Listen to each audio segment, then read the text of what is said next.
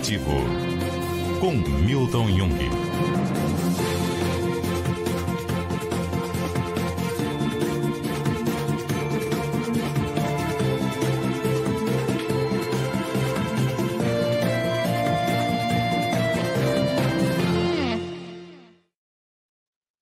Olá, tudo bem com você? Seja muito bem-vindo a mais um capítulo do Mundo Corporativo, que hoje se dedica a falar sobre transformação digital, produtividade, crescimento econômico, oportunidade de negócios. E para conversar conosco sobre esse assunto, nós convidamos a Tatiana Ribeiro, diretora executiva do Movimento Brasil Competitivo. Tatiana, desde já, muito obrigado pela sua gentileza de estar conosco aqui no Mundo Corporativo. Um bom dia para você. Que nos acompanham, é um prazer. Obrigada pelo convite, vai ser uma honra aqui compartilhar um pouquinho do trabalho do MBC e dessa agenda tão importante para o Brasil. Transformação digital, produtividade e crescimento econômico é o nome da pesquisa que vocês realizaram no Movimento Brasil Competitivo ao lado da Fundação Getúlio Vargas. Vamos começar explicando o que é transformação digital, o que se caracteriza como transformação digital? Claro. Bom, transformação digital é todo o processo, né? E aí, desde a digitalização mesmo de processos, negócios, utilização de ferramentas para isso, né? Mas também tem todo o lado que está relacionado à mudança de cultura, né? Eu acho que é um olhar diferente também sobre como fazer aquelas coisas de uma forma em que a gente usa a tecnologia para acelerar isso, né? Então, acho que é super importante entender que existem vários estágios, a maturidade pode ir evoluindo ao longo do tempo. Então, desde o momento em que uma pequena empresa, por exemplo, usa as redes sociais para vender o seu produto, para fazer negócios, isso já é um processo de transformação digital, tá? E a gente pode, obviamente, complexificar isso e evoluir, ter mais maturidade, pensando em inteligência artificial, em big data, em analytics, em internet das coisas, dentro de grandes indústrias. Então, varia muito, mas é todo esse processo que, de alguma forma, está ligado ao uso de tecnologia dentro dos diversos processos aí relativos a negócios. Quão amadurecidas estão as empresas brasileiras em relação à sua digitalização? Hoje, acho que a gente tem alguns desafios, né? Quando a gente olha por perfil de grandes empresas, né, acho que isso já está bastante evoluído. A gente tem segmentos e setores que têm mais maturidade, né? Então, quando a gente olha, por exemplo, para o setor industrial, é um setor que já tem um uso mais intensivo de tecnologia dentro dos seus processos. Mas, obviamente, eu acho que a gente tem desafios, como, por exemplo, modernizar os parques industriais para que isso possa fazer parte cada vez mais de todo o uso disso. Mas, ao mesmo tempo, quando a gente olha para os pequenos negócios, né, isso ainda está bastante distante, né. Então a Fundação Getúlio Vargas, inclusive, fez uma pesquisa em parceria com a Agência Brasileira de Desenvolvimento Industrial, que mediu o nível de maturidade de MPS, né, de micro e pequenas empresas em transformação digital. A maturidade ainda é incipiente, numa pontuação de até 100 pontos, né, elas estão ali na casa de 40 pontos. Inclusive, já tem uma série histórica, eles fizeram 2021 e 2022, e a evolução é muito pequena. Então, esse é um setor que a gente precisa olhar com cuidado e ter políticas públicas bastante estruturadas para apoiar o desenvolvimento desses negócios. De que maneira essa transformação impacta a competitividade?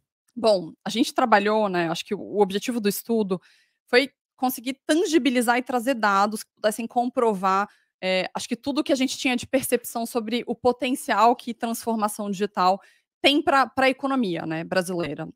E aí, a partir de um primeiro indicador, que foi a proxy que a gente usou, que é o impacto, é a oferta digital brasileira, então, que são todos os bens e serviços digitais produzidos hoje no Brasil, tá?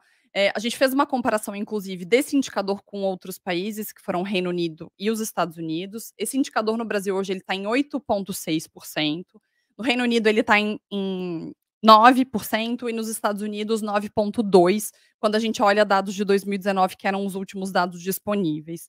Esse processo nos Estados Unidos, por exemplo, se acelerou, né? Ele já está em 10,2%, quando a gente olha para esse indicador especificamente. Então, esse foi o primeiro trabalho para a gente tentar medir o impacto que a transformação digital pode ter sobre a competitividade brasileira.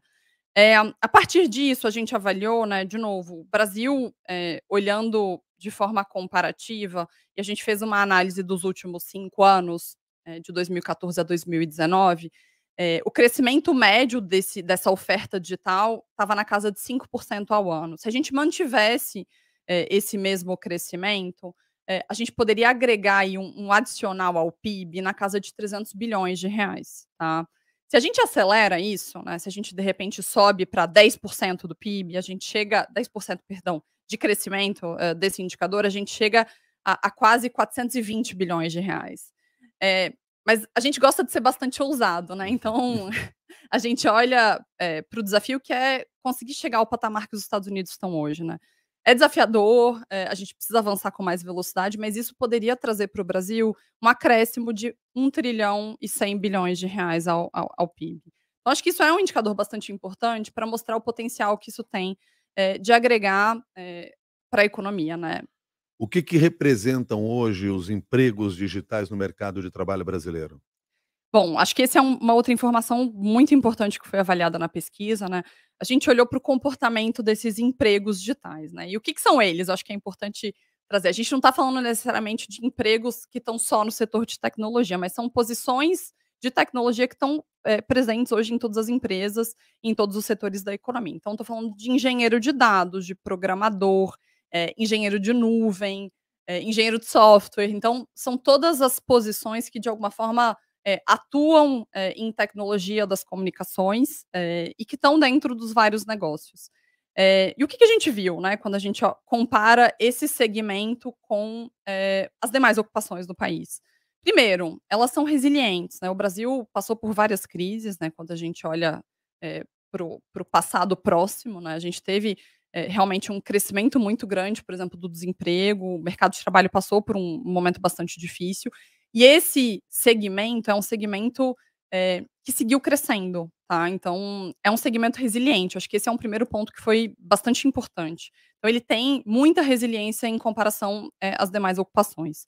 O segundo ponto é olhar também do ponto de vista de remuneração, né? Então, a remuneração média dessas ocupações é o dobro das demais ocupações do país, tá? Então, acho que esse é um segundo ponto. Então, é um setor que paga melhor e é um setor resiliente diante de crises.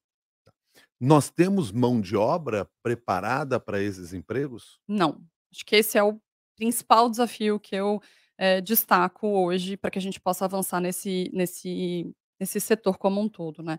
E aí eu acho que é legal trazer dados comparativos. Então, uma pesquisa recente da Confederação Nacional da Indústria, no final do ano passado, ela elencou que vão existir aí necessidade por mais de 700.000 vagas nesse setor, né, dentro dessas ocupações digitais Nós até estamos falando de Brasil. de Brasil, tá, até 2025. Então vão se abrir, a estimativa deles é de 700.000 vagas.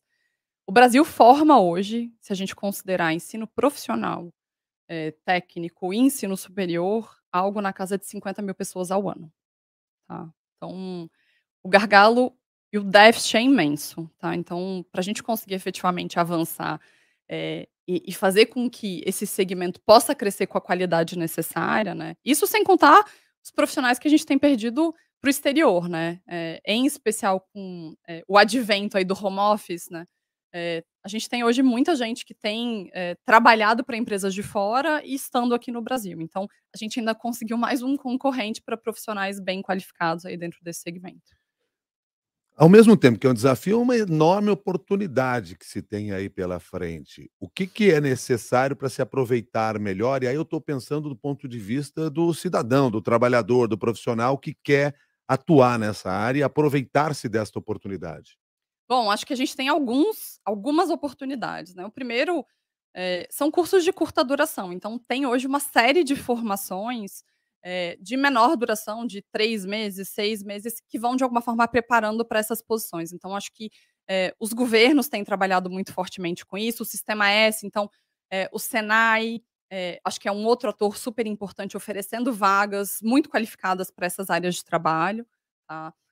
Acho que uma segunda oportunidade é o ensino técnico profissional também tem crescido, existe uma janela de oportunidade importante com, a implementação do novo ensino médio, que traz um itinerário formativo técnico e profissional, e muitas das ocupações que estão sendo previstas aí dentro dessas rotas de formação estão relacionadas à tecnologia, tá? Então, eu acho que são 2 grandes oportunidades que têm menor duração e que eu acho que fazem muito sentido para esse novo mundo, que é muito veloz, que muda com muito mais constância, né? Então, acho que poder ter essas formações que são técnicas, são específicas e podem gerar muito valor e trazem uma empregabilidade enorme, né? Então, acho que é uma grande oportunidade para quem está nos ouvindo. Agora há pouco, quando nós falávamos sobre crescimento e produtividade, você revelou um olhar otimista e ousado, de que nós podemos acelerar mais e chegar, por exemplo, ao patamar dos Estados Unidos.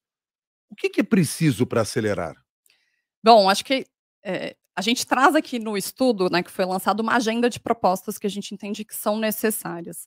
Mas são muitas e eu vou destacar 3 que eu acho que, de alguma forma, são chave para que a gente possa fazer essa virada de chave. Então a primeira delas a gente acabou de falar, é formação.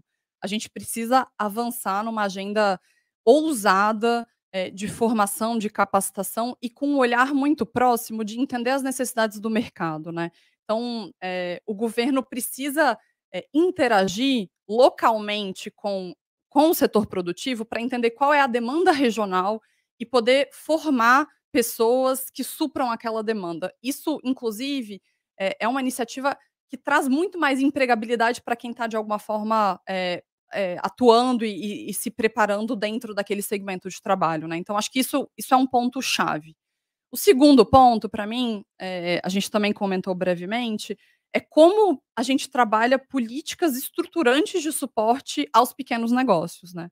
Eles são 99% das empresas do país, representam 30% da nossa economia, são responsáveis massivamente aí pela geração de empregos, tá. E a gente precisa entender, como apoiá-los de forma, que realmente possa transformar e trazer muito mais eficiência aí para os negócios. Então, acho que o desafio que a gente tem de trazer mais produtividade para a economia, de contribuir realmente para essa transformação, é conseguir ampliar a maturidade deles. Então, a gente tem, acho que atores importantes como o próprio Sebrae, né, que tem trabalhado com políticas fortes aí de apoio à transformação digital dos pequenos negócios, mas eu acho que esse é outro fator chave. Eh, e por último, né, acho que a gente precisa e aí, olhando muito do ponto de vista, da nossa atuação hoje, a gente precisa ter uma política mais coordenada do ponto de vista do setor público. A percepção que a gente tem enquanto hoje, sociedade civil, que tem atuado, muito próximo ali junto ao setor público, é que essa política é muito fragmentada. Então a gente tem hoje uma série de atores e interlocutores, que muitas das vezes estão se sobrepondo ou duplicando esforços, em iniciativas que poderiam estar mais conectadas. Então, eu destacaria esses 3 pontos para a gente ter uma melhor articulação, uma melhor gestão, e foco para avançar nesse desafio aí, que é efetivamente ter uma política pública que acelere, a transformação digital dos negócios. E isso, de certa maneira, responde à pergunta do Jefferson: qual é o papel das políticas públicas na promoção da transformação digital e do crescimento econômico? É fundamental nesse processo. É fundamental, é fundamental. E é muito legal a gente olhar até para exemplos, né. Então, assim, o setor público tem um papel muito importante, de fomentar um ambiente de negócios que seja capaz de liberar as amarras para o setor produtivo se digitalizar, né. Então, eu preciso, por exemplo, ter uma visão, eu não posso ter barreiras para acessar tecnologias de outros lugares, né. Então hoje existem uma série de barreiras, seja tributária, por exemplo, então tem um custo muito alto para eu acessar uma tecnologia que está nos Estados Unidos ou na Europa. Isso é um limitador, né. A tecnologia de ponta, ela é global. E muitas das vezes, se a gente, demora para acessar isso, a gente já está perdendo competitividade. Então, acho que essa maior integração, do Brasil com o mundo nessa agenda também é fundamental. Agora, quando a gente pensa, assim, eu vou trazer 2 exemplos que eu acho, interessantes. Então, assim, do ponto de vista de infraestrutura, né, hoje conectividade é um tema chave. Sem conectividade, eu não consigo fazer Uhum. nada. Então, o Brasil hoje é um campeão no agronegócio, né. Mas eu tenho um desafio imenso que é a conectividade no campo, então eu posso trazer mais produtividade para minha produção agrícola, mas muitas das vezes, eu não tenho condição de levar, por exemplo, a internet das coisas, que é a tecnologia do momento, para dentro daquela fazenda, porque eu não tenho conexão naquela região. Então, assim, é papel do setor público direcionar para que haja investimentos, para que as empresas privadas também possam investir nos locais certos, né, e ampliar esse acesso por parte do usuário, né? E aí seja pessoa, seja empresa. Eu acho que esse é um desafio grande e o setor público tem um papel-chave. Vocês, no Movimento Brasil Competitivo, têm a função de gerar diálogos entre o setor privado e o setor público. Vocês têm enxergado nestes diálogos um plano brasileiro no sentido de acelerar esta transformação? O Brasil, desde 2018, e a gente participou ativamente na construção dessa agenda, tem uma estratégia nacional de transformação digital. Quando a gente começou a trabalhar nesse tema, esse era o nosso grande pleito para o setor público, né? Para que houvesse uma agenda comum, olhando para setores chaves e estratégicos, para que o Brasil pudesse avançar. Acho que é legal também comentar, o Brasil fez um grande estudo ali, também por volta de 2018, 2019, de um Plano Nacional de Internet das Coisas, né? Olhando, inclusive, para como potencializar o uso disso por cidades, né? Então, pensando em ter cidades mais inteligentes, né, com um impacto direto aí na qualidade de vida da população, saúde, né. Então, por exemplo, o uso da telemedicina revolucionou o acesso. Então, acho que esse é um outro ponto muito importante que a tecnologia pode trazer, né. O Brasil tem desafios continentais, o Brasil tem características de desigualdade muito grandes e, a tecnologia pode ser um facilitador desse processo. Mas ao mesmo tempo a gente precisa ter um cuidado, né, ela não pode criar um abismo digital maior. Então, quando a gente pensa, por exemplo, na conectividade, é importante, é fundamental que essa conectividade, seja ampliada, que as escolas brasileiras de todo o país tenham acesso de qualidade, para que os alunos possam usar isso como uma ferramenta de aprendizado. Eh, Quando a gente pensa, acho que um exemplo maravilhoso é a Amazônia, né, então, eh isso faz com que a gente consiga levar educação, saúde para comunidades que de repente estão isoladas, tá. Então eu acho que tem um potencial e é uma agenda, que pode contribuir muito com o desenvolvimento socioeconômico do país. Isso tem a ver, e aí eu aproveito aqui para citar a participação do nosso ouvinte José Aparecido, porque ele gostaria de saber de você se falar de mudança na área tecnológica é falar de mudança de mudanças da última década, por exemplo, na indústria 4.0, internet das coisas e conectividade. É exatamente isso que você está nos dizendo, né? Com certeza. Eh, e de novo, assim, é muito legal dentro desse próprio estudo, e a gente pode compartilhar com vocês para que os ouvintes também tenham acesso, mas é muito curioso, ver que um dos capítulos aqui, ele avalia o processo de maturidade em uso de ferramentas e dentro de processos de alguns setores, né. Então ele olha para serviços, comércio, indústria e construção civil. E a indústria, por exemplo, é a que tem maior maturidade, né. Então, e é um tema que começou há muito tempo, né, então é um tema que tem sido debatido, ao longo de quase dos últimos 10 anos. Você tem, referências lá fora muito potentes, eu acho que a mais conhecida é a Alemanha, que fez um plano muito forte de reindustrialização com base na indústria 4.0, mas ao mesmo tempo a gente tem esse desafio. Então, por exemplo, o setor que performa, eh pior, né, que está menos maduro, é a construção civil, tá. E aí, muito talvez pela própria característica do setor, né, mas tem, condições e tem, muitas soluções que estão sendo desenvolvidas de construtecs, né, que são, um pouco aí dessas startups que estão voltadas para esse setor usando tecnologia. E nós temos aqui no Brasil Temos algumas. Construtex. Temos algumas, é um setor que está começando a se desenvolver agora. E aí eu imagino que vai ter um resultado, importante aí para impulsionar a digitalização desse setor como um todo.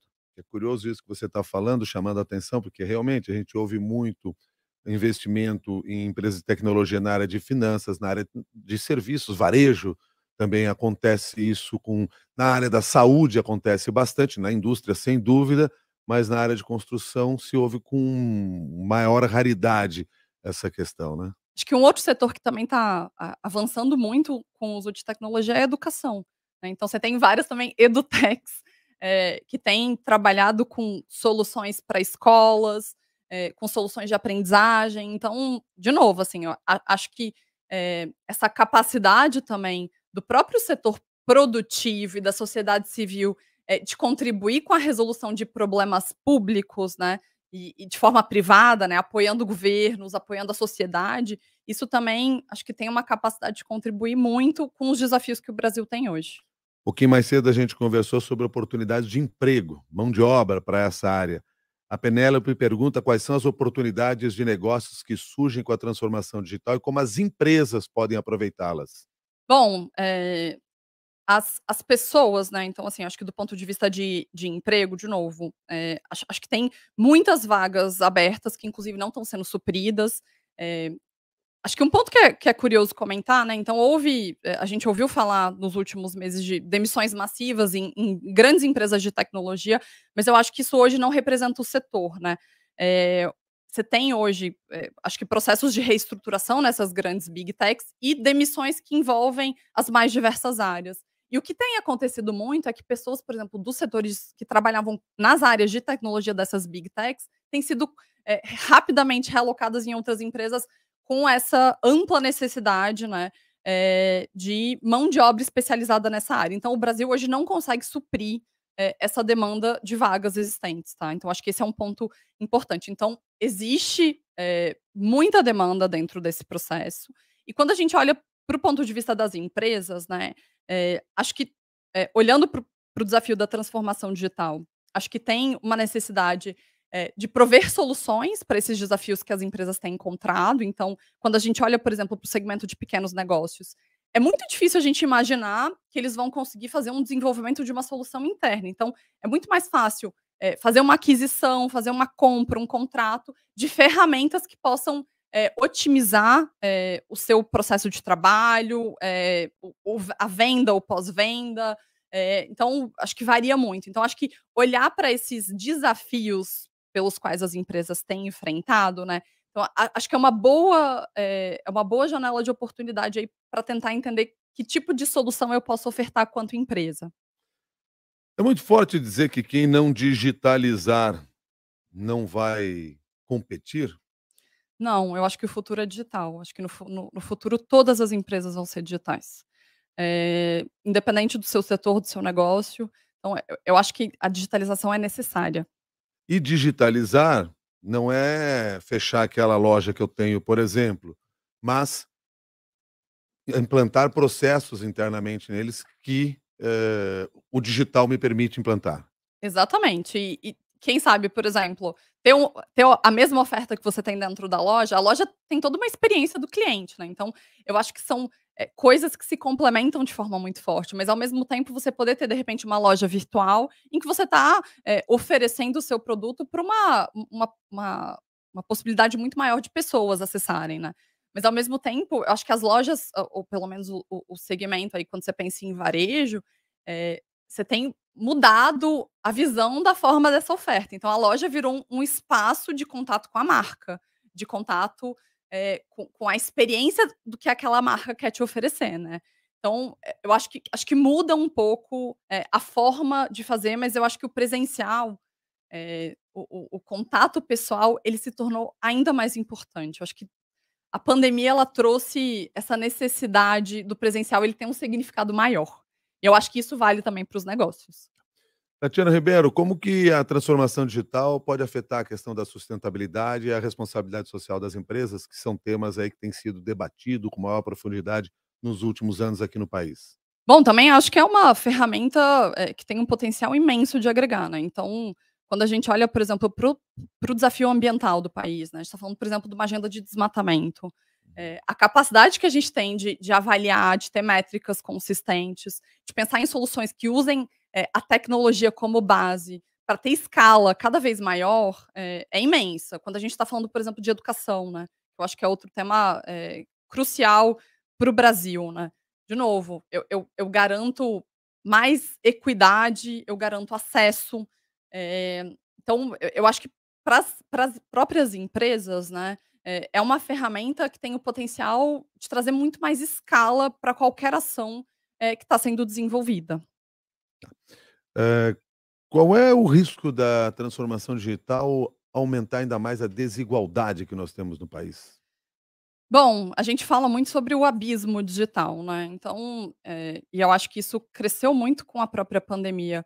A gente olhou e aí, quando a gente volta para Hum. 2020, né, em que, houve aquela necessidade de isolamento social, vamos olhar para o caso da educação, né. As crianças, e aí das mais diversas escolas públicas do Brasil, tiveram que migrar para o virtual, mas aí a gente imagina a diferença da realidade, por exemplo, de uma criança que tem condição de acesso, que tem um computador em casa, que tem uma internet de qualidade, que consegue assistir a aula sentada numa mesinha, e acompanhar todo aquele processo, de uma criança que, de repente, tudo que os pais têm é um celular, ela vai ter que assistir a aula por aquele celular, ela não tem conexão, o pai, de repente, não tem internet em casa. Então, assim, acho que tem esse desafio muito grande que é garantir as mesmas condições de acesso, para todos, né. Então acho que esse é um primeiro desafio. O segundo desafio, para mim, está no uso da maturidade mesmo, e aí enquanto cidadão, né. Hoje a gente fala, todo mundo tem um smartphone na mão, né, pode ser um Uhum. smartphone mais simples, um smartphone, mais potente, mas todo mundo tem um smartphone na mão. E qual é o uso que a gente faz disso, assim? A maior parte das vezes é mensagem, rede social, e o smartphone ele traz uma capacidade da gente acessar vários conteúdos, de fazer curso online, de ver vídeos no YouTube, eh, e de realmente fazer com que aquilo traga um conhecimento maior, um desenvolvimento para a pessoa. Então, eu acho que tem também essa educação digital, essa alfabetização digital que a gente precisa fazer com a população. Quando a gente olha, por exemplo, para o segmento da população que tem mais idade, né, eh e a gente olha, por exemplo, para o exemplo dos bancos, eles têm muito receio de usar o banco no celular. Então, acho que a gente tem um trabalho muito grande de fazer com que as pessoas, utilizem ao máximo o potencial daquilo que está, sendo disponibilizado. Então, eu olharia para esses 2 temas, né, para a gente garantir as mesmas condições de acesso e para essa alfabetização de que a gente tenha o maior potencial aí do que está sendo, utilizado. Vocês falam lá no estudo, em determinado momento, da necessidade de um letramento digital. O que que é isso? É isso, é alfabetizar digitalmente a população. Então, hoje a gente fala as crianças, e tem cada vez mais sido incluído matérias do chamado STEM, né, que é ciências, tecnologia, engenharia e matemática. Então, por exemplo, cursos de robótica, programação, então isso já tem sido cada vez mais comum, no ensino infantil mesmo, para as crianças começarem a cada vez mais se habituar com esse conteúdo que está sendo desenvolvido. Agora, existe um desafio muito grande da gente olhar para a população mais velha, né, para a população que tem, mais idade e que precisa também ser inserida digitalmente. Então o letramento digital é todo esse processo para que a gente possa usar ferramentas tecnológicas com todo o seu potencial. Seu Jorge e a dona Antônia estão ouvindo aqui o pessoal aqui na CBN, né, tá ouvindo a entrevista da Tatiana Ribeiro e está pensando assim: "Eu tenho um negócio aqui, onde é que eu vou buscar informação para saber como que a transformação digital pode me beneficiar e o que está à minha disposição?". Onde é que a gente pode buscar esse tipo de orientação? Sebrae, acho que é uma ótima ferramenta, eles têm trabalhado muito com essa agenda. O próprio governo federal, então ali dentro o Ministério do Desenvolvimento da Indústria, agora tem programas muito fortes, então eu recomendo, um programa que chama Escola do Trabalhador 4.0. Lá tem uma série de cursos disponíveis, gratuitos, que podem ser acessados por qualquer um. Eles trazem também alguma visão, relacionada a essas profissões do futuro, a trilhas de capacitação para essas profissões do futuro. Então, tem muita informação disponível, e eu sugiro esses 2 canais para quem tiver curiosidade e quiser poder se aprofundar um pouquinho nessas várias oportunidades que estão desenhadas. A dona Antônia acabou de ouvir você falando aqui, acabou de mandar de um WhatsApp para o seu Jorge e disse assim: "Ah, mas ela não está falando quanto é que vai custar tudo isso". Aí eu faço a pergunta para você: transformar sua empresa digitalmente exige um investimento muito alto? De forma alguma. Acho que você pode começar, e muitas das vezes o investimento é baixíssimo e obviamente, a partir do nível de maturidade você pode investir em algumas ferramentas, mas o ganho que isso vai te trazer de produtividade, de retorno, é muito maior do que o investimento. Mas E para começar, é simples. e a dona Antônia e o seu Jorge ficaram satisfeitos com as suas respostas, vão fazer esse investimento, mas eles querem saber em quanto tempo a gente começa a perceber as mudanças no negócio? É muito rápido. Eu acho que cada vez mais, de novo, esse é um processo e um mundo em transformação, tá. Eu falaria que eu acho que em 6 meses você já consegue ter, resultados, tá.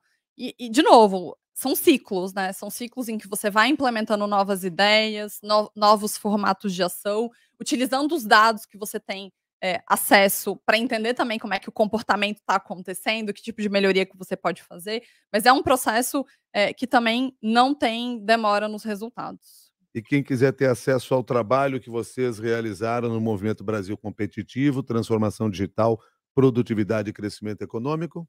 Pode acessar pelo site do MBC, que é www.mbc.org.br. O estudo está lá. Todos os dados estão lá. Todos os dados estão lá, e toda a informação também da agenda de propostas que a gente comentou está aqui. Tá certo. Tatiana Ribeiro, muito obrigado pela gentileza de trazer aí parte desta visão que vocês têm, diante dessa questão da transformação digital, que é fundamental no país, como você já nos convenceu ao longo dessa entrevista. Muito obrigado e até uma nova oportunidade. Obrigada a você e obrigada a todos os ouvintes que nos acompanharam hoje. Foi um prazer, estamos à disposição. Tatiana Ribeiro, diretora executiva do Movimento Brasil Competitivo, conversou com você no Mundo Corporativo de hoje, que contou com as participações da Priscila Gubiotti, Letícia Valente, Rafael Furugem e do Renato Barcelos. Até o próximo capítulo do Mundo Corporativo. Mundo Corporativo, com Milton Jung.